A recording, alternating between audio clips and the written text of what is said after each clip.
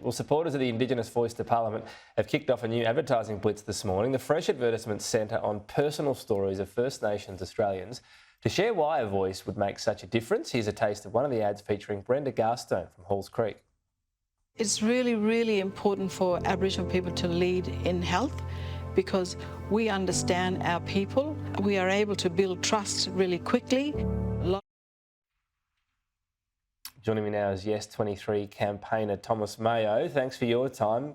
Quite the contrast, these ads, with what we saw in Parliament yesterday. Is the sort of dominant headlines and everything we're seeing in the media exactly the opposite to what you're trying to do? And is the campaign not going very well? Oh, the campaign's going great, Tom. I've been travelling around, did a tour of Queensland recently, and the feeling on the ground is really good. We have over 20,000 volunteers.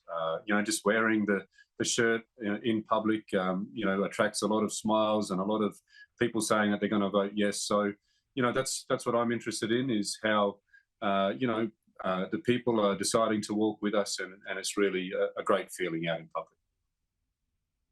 So these sort of personal stories that we're seeing in this advertising blitz, does it highlight, there are solutions out there now, and perhaps draw the question as to why they're not being listened to now? You have Linda Burney, a minister, who says she wants to help close the gap. She wants to draw on these solutions. So wouldn't your campaign be saying, here are some ways to help? Why wait until a voice? Let's get some of these changes done now.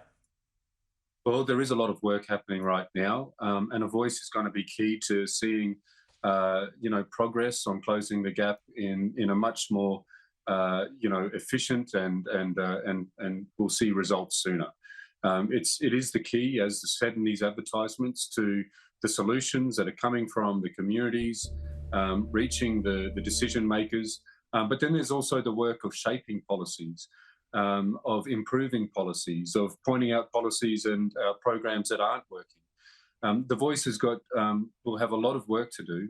And, it's vital that we say yes to this, that it's established, and that, we start to see improvements in Indigenous people's lives.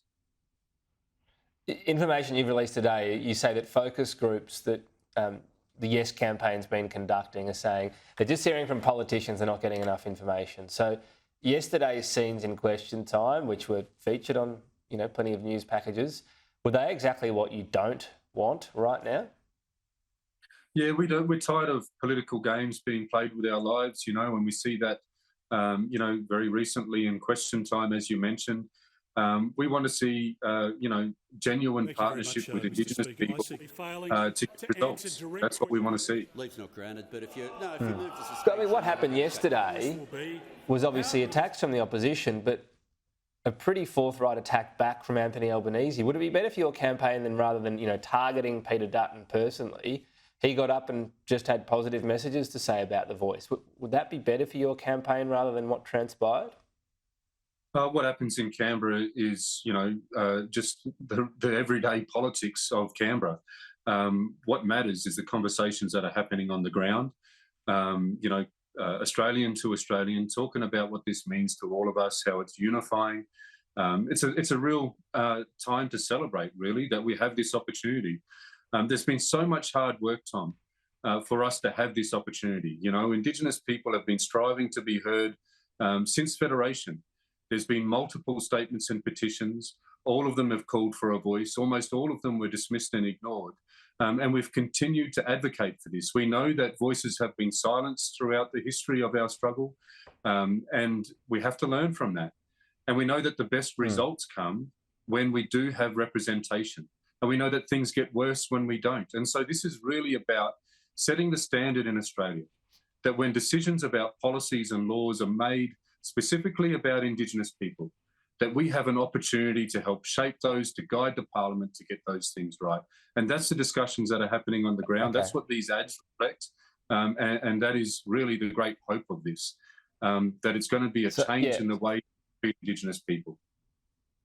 So I understand what you're saying around how you want the Yes campaign to run and the message you're putting out there, fair enough. But let me ask it another way. The proponents of the Voice within the political circles, the Prime Minister, the Minister and others, Do you think they're going the right way about their part of running the Yes campaign, if you like?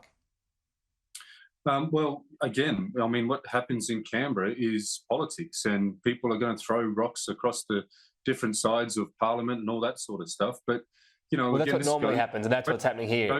I'm just asking you if you think that's... They're fighting fire with fire, I guess, is what's happening. Do you think that's the right approach? Well, again, politics, you know, people on different sides of Parliament are going to throw rocks at each other. But what is important is that we're having these discussions about what this is. And this is about simply recognising Indigenous people by giving us a say about the decisions that are made about us.